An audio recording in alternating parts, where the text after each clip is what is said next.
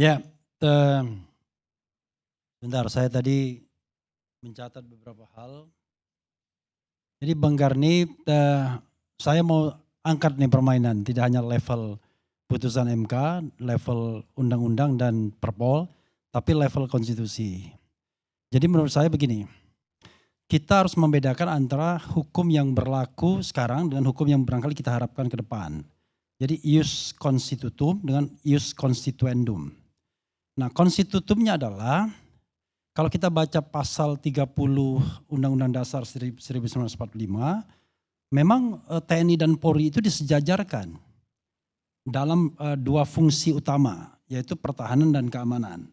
Pertahanan itu adalah fungsi TNI, keamanan itu adalah fungsi polisi. Dan ini mereka sama-sama disebut sebagai alat negara. Jadi alat negara. Kita jangan lupa, dalam sistem pemerintahan presidensial, presiden itu tidak hanya sebagai kepala pemerintahan, the head of government, tapi juga the head of state, ya kan? Nah, fungsi sebagai kepala negara itu seperti raja ratu, ya. Jadi the king, the queen can do no wrong. Beda sebagai kepala pemerintahan, prime minister di dalam sistem pemerintahan parlementer misalnya. Karena itu, ini agak berbahaya kalau perspektifnya ius constitutum, lalu kemudian kita menempatkan Polri di mana-mana. Karena Kepolisian Republik Indonesia itu adalah lembaga yang solid, lembaga yang struktural dari atas sampai bawah, turut perintah atasan. Makanya kata seorang jenderal yang sudah pensiun, mudah katanya mengatur Polri itu. Kalau dia Kapolrinya jadi burung semua kita. Kalau Kapolrinya jadi macan semua kita. Bisa dibayangkan, maka dalam perspektif reformasi yang terjadi, yang namanya Polri itu adalah lembaga yang jauh lebih hebat bahkan dari TNI sekalipun. Karena mereka dipersenjatai, tapi mereka punya alat yang tidak dimiliki TNI, yaitu hukum. Jadi bisa menersangkakan orang, bisa menangkap orang, bisa menahan orang dan lain sebagainya. Sehingga kalau saya lihat acara ILC zaman berapa tahun yang lalu, ketika ada Panglima TNI dan Kapolri yang datang, kebetulan, yang dikerubuti para lawyer itu ya Kapolri. Panglima TNI agak dicuekin. Jadi mereka tahu betul siapa yang now powerful di dalam reformasi kita. Nah, karena itu saya ingin mengatakan harusnya kalau kita perspektifnya saat ini, Polri harus disetarakan dengan TNI. Kalau perspektifnya saat ini. Karena dia sama-sama alat negara, sama-sama di bawah kekuasaan presiden. Sama-sama menjadi garda terdepan dalam dua hal, pertahanan dan keamanan. Yang menurut saya itu agak keliru ketika reformasi konstitusi itu meletakkan pasal itu. Karena harusnya Polri itu bukan state security, tapi human security harusnya. Jadi keamanan manusia beda sama TNI. Kalau TNI itu state security, state defense. Harusnya kan yang namanya pertahanan dan keamanan itu two side in one coin. Gak mungkin Anda bisa tahan kalau tidak aman. Tidak mungkin Anda aman kalau tidak tahan. Jadi pertahanan dan keamanan itu adalah dua sisi dari mata uang yang sama. Karena itu tidak bisa dipilah begitu saja. Tapi polisi adalah human security. Keamanan manusianya yang ditunjuk tugas kepolisian itu adalah manusia. Berhubungan dengan manusianya, bukan berhubungan dengan benda abstrak bernama Republik Indonesia sebagai sebuah teritorial. Itu the integrity of territorial Indonesia, itu yang menjaganya adalah TNI. Dengan 3 matra tersebut, darat, laut, dan udara. Itu satu perspektif saya. Nah, maka kalau kita letakkan dengan fungsi-fungsi kepolisian di luar tugas pokoknya, yaitu keamanan, maka sesungguhnya harus hati-hati kita. Nah, hanya masalahnya adalah di konstitusi dia dikatakan perannya adalah keamanan, tetapi di undang-undang berbeda sudah. 3 fungsi itu. Fungsi pelindungan dan pengayoman masyarakat, fungsi Kamtibmas, dan fungsi penegakan hukum, law enforcement. Jadi berbeda sekali sudah. Kenapa begitu? Sederhana. Mungkin kesalahan Bang Patrialis juga. Karena pada waktu itu ada 38, ya kan? Ada 38 anggota fraksi TNI Polri yang mengubah atau mengamandemen konstitusi kita. Sehingga mereka masih berpikir dengan cara lama bahwa polisi itu ya seperti militer, dengan satu fungsi-fungsi yang ada pangkat dan lain sebagainya. Kita kan tercengang. Bagaimana Pak? Bintang 3 saja ada 16, coba bayangkan.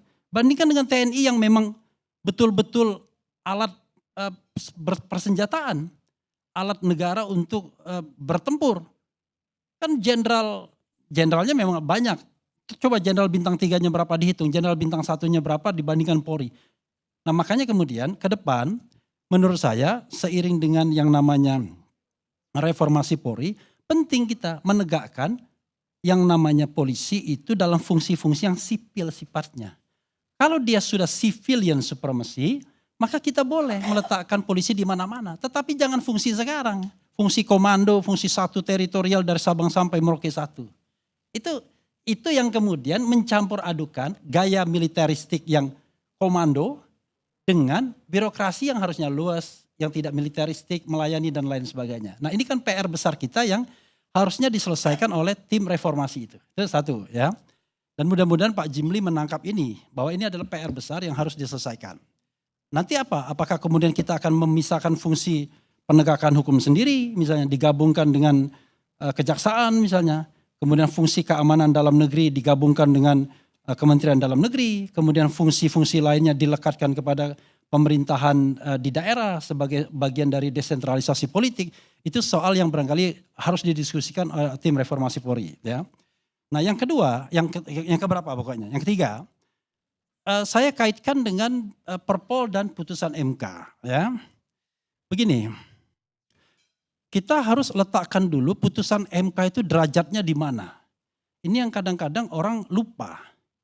Jadi putusan MK itu terlepas Anda suka atau tidak suka dengan putusannya, suka atau tidak suka hakimnya, intinya adalah dia adalah the interpretation of constitutions. Jadi putusan MK itu adalah interpretasi konstitusi. Kalau kita pakai hierarki peraturan perundang-undangan, kita menempatkan konstitusi itu di tingkat atas sebagai the supreme law of the land misalnya, maka kita tahu di tingkat bawahnya undang-undang. Tapi undang-undang yang sudah di judicial review oleh MK dan kemudian berubah maknanya, itu slightly dia lebih di atas daripada undang-undang yang existing. Karena dia yang berlaku kan. Undang-undang itu yang berlaku.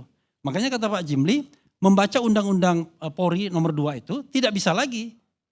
Harus dengan putusan MK. Yaitu tanpa adanya penjelasan tadi. Nah tetapi di dalam itu tidak ada dikatakan penjelasan. Nah karena itu kita no doubt putusan MK itu derajatnya tinggi. Tidak bisa disetarakan dengan peraturan Polri. Atau misalnya peraturan Kapolri. Jadi peraturan Polri tidak boleh bertentangan dengan putusan MK. Tetapi cara ngomongnya bukan begitu.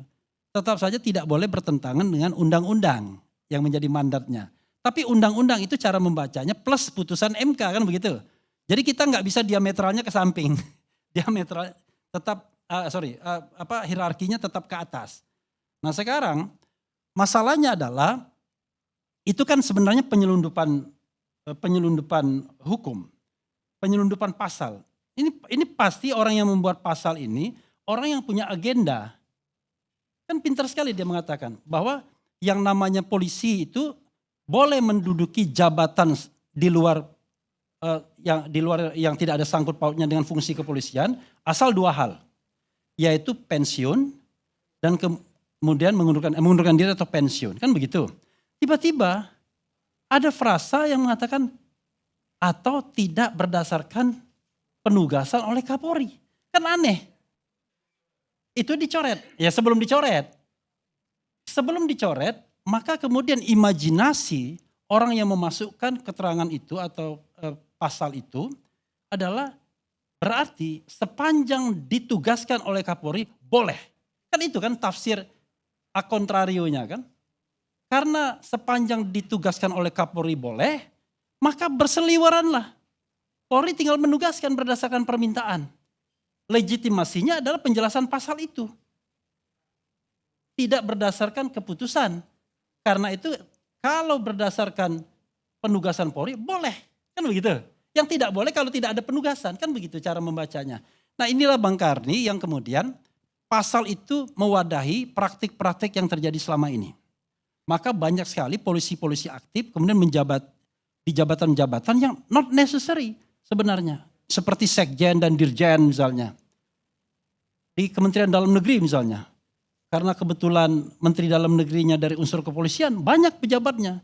Bahkan sekjennya pun bisa dari kepolisian dan lain sebagainya. Nah, ini yang menurut saya kita harus atur. Jadi ke depan ya, saya pakai dua peta jalan. Kita mau menempatkan polisi di mana? Mau menempatkan sebagai two side in one coin pertahanan dan keamanan sebagaimana bunyi konstitusi, atau menempatkan dia sebenarnya petugas sipil saja, sipil yang dipersenjatai. Jadi beda dia fungsinya, human security bukan state security. Kalau state security dan defense tadi, state defense itu adalah tugas TNI. Kalau itu kita mau tempatkan secara radikal perubahannya, memang harus mengubah konstitusi. Kalau kita menghormati konstitusi, kan kadang-kadang kalau kita bicara teori perubahan konstitusi itu ada 3 kan. Ada yang namanya formal amendment, harus amandemen formal. Ada yang namanya judicial interpretation, melalui putusan-putusan Mahkamah Konstitusi. Ada constitutional convention, melalui konvensi ketatanegaraan yang tidak dibantah dan menjadi konvensi. Nah saya rasa sepertinya kita mulai menuju konvensi itu, kesepakatan-kesepakatan untuk meletakkan polisi itu di mana. Karena begini, kalau polisi diisolir sebagai alat negara saja yang tidak boleh berhubungan dengan ranah sipil tadi, termasuk 17 lembaga yang ditunjuk oleh Kapolri, enggak mau juga mereka pasti. Kan mereka maunya dua-duanya.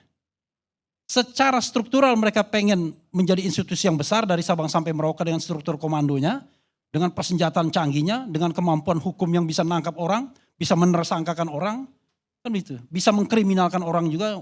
Sorry to say, kan banyak kasusnya. Tetapi di sisi lain mereka juga pengen masuk pada jabatan-jabatan yang di luar tugas pokok dan fungsinya. Kenapa? Karena slot untuk menjadi Kapolri ya cuma 1 saja. Slot untuk menjadi jabatan-jabatan bintang 3 itu terbatas.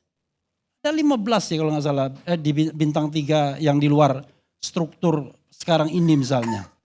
Karena itulah kemudian mereka ingin dua-duanya. Dalam kondisi seperti itu seorang Kapolri itu bisa lebih powerful dari seorang presiden. Misalnya dia tempatkan jabatan itu misalnya polisi aktif setingkat menteri misalnya tidak pensiun misalnya. One day misalnya. Tapi kalau ini kan baru eselon 1. Berarti kan Kapolri itu punya pejabat setingkat menteri nantinya. Punya pejabat-pejabat eselon 1 nantinya. Kan luar biasa, eselon 1 di ranah lain. Pertanyaannya adalah kalau kita bicara tentang loyalitas, mana dia lebih loyal? Ketua KPK yang aktif polisi dengan loyal sama presiden atau loyal sama Kapolri? Atau kalau presiden lebih tinggi, loyal sama menteri misalnya di kementerian atau loyal sama Kapolri? Kalau dia aktif, iya loyal sama Kapolri. Karena itu masih akan mempengaruhi yang namanya penugasan serta jenjang pangkatnya. Nah sekarang appeal saya 2 saja. Kita mau ekstrem mengubah polisi sebagai human security yang berhubungan sama manusia dan sipil bersenjata yang tidak struktur komando. Atau kita membiarkan polisi sekarang terisolir sebagai alat negara. Alat negara itulah yang kemudian menjadi legitimasi. Kenapa polisi itu tidak menyatakan memilih, dipilih. Menyatakan tidak berpolitik dan lain sebagainya. Karena dia dianggap sebagai sebuah struktur yang solid dari Sabang sampai Merauke. Sebagai sebuah kekuatan yang bisa digerakkan dan digunakan oleh kekuatan politik. Padahal kalau dia sipil bersenjata biasa, ya dia masuk birokrasi biasa saja. Tidak ada struktur komando yang solid seperti militer. Di mana doktrinnya adalah kill or to be killed misalnya. Jadi begitu Bang Karni dan saya menantang justru tim reformasi percepatan Polri ini berani nggak mengubah secara struktural atau ya periferial atau ikut arus sekarang. Struktur komando Polri tetap dipertahankan tapi main juga di lembaga-lembaga non Polri tanpa tugas pokok dan fungsinya. Karena jabatan-jabatan eselon 1 menggiurkan tentunya. Ada sekjen, dirjen dan lain sebagainya daripada non job, tidak ada jabatan di kepolisian. Karena rebutan jabatan orang tersingkir atau cara orang menaikkan pangkat maka kemudian dikaryakan ke tempat lain jadi bintang 3 balik lagi bisa bersaing untuk menjadi Kapolri. Begitu Bang Karni pendapat saya mudah-mudahan dibantah dan kemudian agak berbeda sedikit dengan Bang Patrialis dan saya kira bukan sedikit banyak bedanya karena saya membawa paradigma bernegara tentang tugas Polri itu seperti apa. Wassalamualaikum warahmatullahi wabarakatuh.